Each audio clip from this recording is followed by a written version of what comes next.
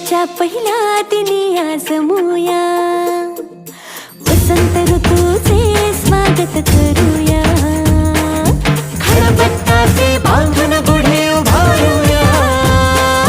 रांगोळी काढूया फुगडी खेळूया श्रीखंड पुरीचा नैवेद्य वाढूया रांगोळी काढूया तोरण बांधूया नवीन वर्षाचा आरंभ करूया चला साजरा करूया गुढी पाडवा